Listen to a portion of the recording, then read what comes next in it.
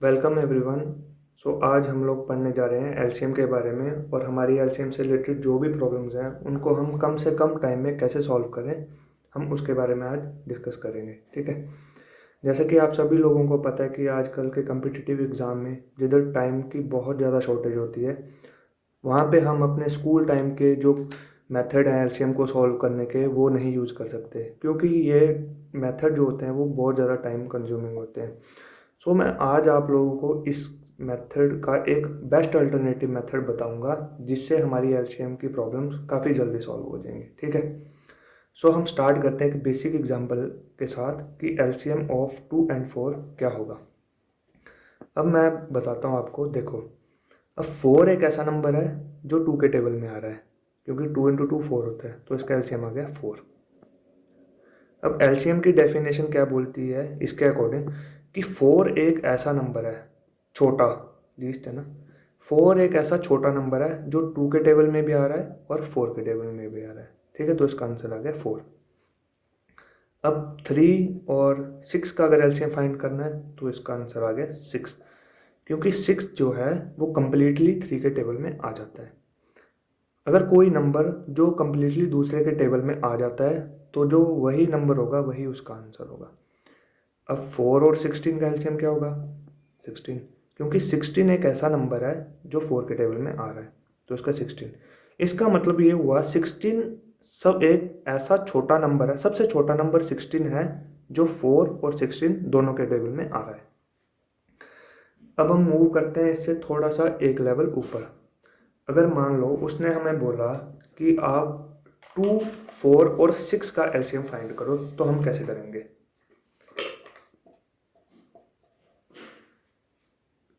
इसको मैं ऐसे सॉल्व करूंगा। पहले हम करेंगे 2 और 4 का एलसीएम। 2 और 4 का एलसीएम क्या आ गया? 4। मैंने पीछे बताया, क्योंकि 4 जो है वो कम्प्लीटली 2 के टेबल में आ रहा है, तो इसका आंसर 4। अब इससे आगे हम करेंगे 4 और 6 का एलसीएम फाइंड। अब ना 6 4 के टेबल में आता है, ना 4 6 के टेबल में आता है, तो हम अब इसको कैसे करेंगे? अब देखो, 4 को मैं कैसे लिख सकता हूँ? 2 × 2। और 6 को कैसे लिख सकता हूँ मैं? 2 × 3। अब इन दोनों नंबर में कॉमन क्या आ रहा है? 2। इसमें भी 2 आ रहा है, इसमें भी 2 आ रहा है, तो इन दो 2 को मिला के मैं एक 2 बना लूँगा, और जो बचे नंबर 2 और 3 उनको मैं एज इट इज़ लिख दूँगा। 3 × 2 6 और 6 × 2 12। तो 2 4 और 6 का एलसीएम आ गया 12। मतलब 12 एक सबसे छोटा ऐसा नंबर है जो 2 4 और 6 के टेबल में आ गया। मैं इसको दोबारा रिपीट करवा देता हूँ। पहले हमने 2 और 4 का एलसीएम निकाल लिया 4। अब हम 4 और 6 का निकालेंगे। अब अगर आपको इस मेथड से, अगर आपको टेबल्स का अच्छे तरीके से पता है, तो आप शायद ही ऐसे करके इसको सॉल्व करें। आप अपने माइंड में इसको सॉल्व कर लेंगे कि इसका तो आंसर सीधा 12 ही आ जाएगा, क्योंकि 4 के टेबल में भी 12 आ रहा है और 6 के टेबल में भी 12 आ रहा है, और 12 एक सबसे छोटा नंबर है। वैसे तो आता तो 24 भी है, पर एलसीएम का मतलब होता है लीस्ट, लीस्ट कॉमन मल्टीपल, पर इसमें लीस्ट 12 है। ठीक है, तो इसलिए हम इसका आंसर 12 लिखेंगे। अब हम एक और प्रॉब्लम की तरफ बढ़ेंगे इसी मेथड की, कि हम इसको कैसे सॉल्व करें। अब उसने बोल दिया कि आप 3 6 9 का एलसीएम निकाल दो। ठीक है। अब मैं इसको कैसे करूँगा? या तो मैं 3 और 6 का एलसीएम निकाल लूँ। दो केस में इसको मैं सॉल्व करता हूँ। पहले मैंने कर लिया,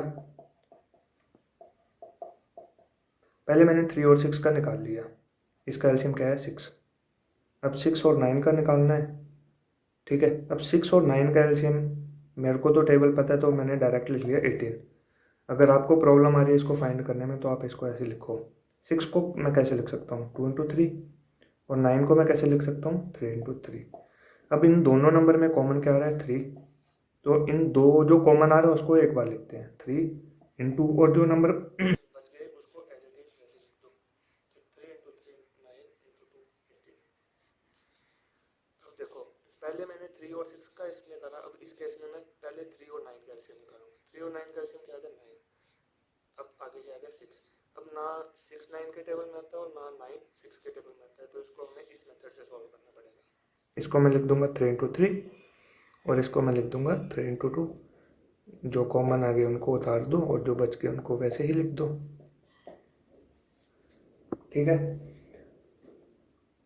ये हमने अभी दो टाइप हमने डिस्कस कर ली कि एक बार अगर कम्प्लीटली किसी के टेबल में आ रहा है तो वही उसका आंसर आ जाएगा, और अगर कम्प्लीटली ना आए तो हम उसको कैसे डिवाइड करके लिख सकते हैं।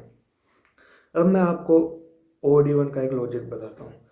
मान लो अगर हमें फ्रैक्शन ऐसे बन गई 2, 3, 4, 5 और 9 लिख लेते हैं।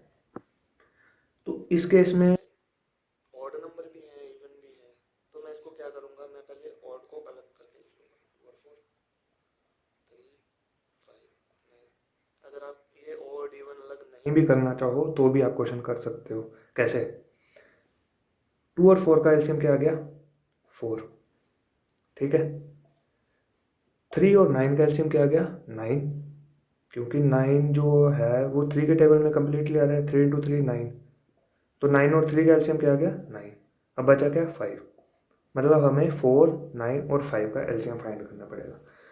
अब देखो 4 9 के टेबल में नहीं आता है और ना ही 9 4 के टेबल में आता है, तो हम इसको डायरेक्ट मल्टीप्लाई कर देंगे, तो इसका आंसर आ गया 36। ठीक है, अगर हम इसको कॉमन करके भी लिख लेते ना तो भी इसका 33 आना था, क्योंकि इन दोनों में कुछ कॉमन ही नहीं आ रहा है तो मैंने डायरेक्ट इसको मल्टीप्लाई कर दिया। अब 36 और 5 का एलसीएम आ गया। अब देखो 5 के टेबल में ना 36 आता है, ना 36 के टेबल में 5 आता है, और ना ही और एक इवन नंबर है और ये ऑड नंबर है, तो इसको हम डायरेक्टली मल्टीप्लाई कर देंगे। इसका आंसर आ जाएगा हमारा 180, 36 इंटू 5। अगर किसी भी क्वेश्चन में ऑड और इवन नंबर का अगर हमें एलसीएम निकालने को बोल दिया जाए तो हम उसको डायरेक्ट मल्टीप्लाई ही कर देंगे, क्योंकि उनमें कुछ कॉमन नहीं होता। फॉर एग्जांपल 3 एक ऑड नंबर है, 4 एक इवन नंबर है। अगर 3 और 4 का एलसीएम फाइंड करने को बोले तो इसको डायरेक्ट मल्टीप्लाई कर दो। ठीक है, अब हम आते हैं थोड़े से एक ऊपर लेवल पे। इस पे अगर क्वेश्चन में हमें बोल दिया कि आप 72 और 75 का एलसीएम निकालो। अच्छा, जो OD1 का जो मैंने पहले आपको बताया वो इस केस में नहीं आप कर सकते डायरेक्ट इसको मल्टीप्लाई, क्योंकि इसमें कुछ कॉमन बन रहा है। अब वो क्या कॉमन बन रहा है वो हम देखेंगे। देखो 72 को मैं कैसे लिख सकता हूँ? 8 इंटू 9। और 75 को कैसे लिख सकता हूँ मैं? 5 इंटू 15। अब इस 8 को मैं 2 इंटू 2 इंटू 2 लिख सकता हूँ, और 9 को क्या लिख सकता हूँ? 3 इंटू 3। अब ये 5 ऐसा और ये 5 इंटू 3 15 को, इसमें इन दोनों में 3 कॉमन आ गया। इसलिए मैंने मना करा कि आप इसको डायरेक्ट मल्टीप्लाई मत करो, क्योंकि इनमें 3 कॉमन आ रहा था दोनों में। अगर मैं इसको 3 से डिवाइड कर दूँ ना, जैसे 72 और 75 का एलसीएम था ना, अगर मैं इसको 3 से डिवाइड 3 मैं कॉमन ले लूँ तो अंदर बचेगा हमारा 24 और 25 का। ठीक है, अब हम देख सकते हैं ना 24 में और 25 में कुछ भी कॉमन नहीं, तो इसको डायरेक्ट मल्टीप्लाई कर दो और बार 3 से मल्टीप्लाई कर दो, तो 3 इंटू 24 इंटू 25 हमारा आंसर आ जाएगा 1800। तो इसका एलसीएम हो गया 1800। अब हम आज की एक लास्ट प्रॉब्लम पे मूव करते हैं और उसको सॉल्व करने की ट्राई करते हैं। 4, 21 और 28।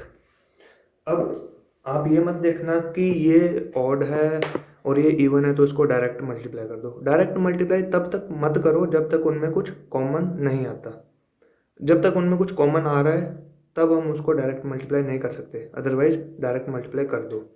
इस केस में मैं क्या करूँगा, पहले 4, हमें पता है कि 28 4 के टेबल में आ रहा है, 4 इंटू 7 28, तो 4 और 28 का एलसीएम आ गया 28 और आगे आ गया 21। अब ये इवन है और ये ऑड है, इसको डायरेक्ट मल्टीप्लाई नहीं कर सकते क्योंकि 28 और 21 में कुछ कॉमन आ रहा है 7। 28 को मैं ऐसे लिख सकता हूँ 7 इंटू 4, और 21 को मैं ऐसे लिख सकता हूँ 7 इंटू 3। 7 कॉमन आ गया दोनों में, इसको बाहर लिख लिया, इंटू 4 इंटू 3, तो 7 इंटू 4 28 और 28 इंटू 3 84, इसका एलसीएम आ गया 84। आप ऑड इवन को तब तक मल्टीप्लाई मत करो जब तक उनमें कुछ कॉमन नहीं आता। अगर उनमें कुछ कॉमन आ रहा है तब हम उसको मल्टीप्लाई नहीं करेंगे। उस कॉमन को पहले बाहर निकाल लो, फिर उसको आप मल्टीप्लाई कर दो। ठीक है, जैसे 4 और जैसे 21 और 28 था, तो उसमें 7 कॉमन आ रहा है, साफ साफ दिख रहा है, क्योंकि 21 के टेबल में 7 भी आ रहा है और ये भी आ रहा है। तो मैंने 7 कॉमन ले लिया, अंदर लिख लिया मैंने 3 और 4। 7 इंटू 3 21, 7 इंटू 4 ये। अब ये ऑड है और ये इवन है और इनमें कुछ कॉमन भी नहीं है, तो उसको डायरेक्ट मल्टीप्लाई कर दो। 3 इंटू 4 12 और 12 इंटू 7 84। तो मैं होप करता हूँ कि आप सभी को ये टॉपिक समझ आया होगा। अगर किसी को किसी भी पॉइंट में कुछ भी प्रॉब्लम हो तो वो कमेंट सेक्शन में कमेंट कर सकता है, मैं उसका रिप्लाई ज़रूर करूँगा। So thank you for watching my video.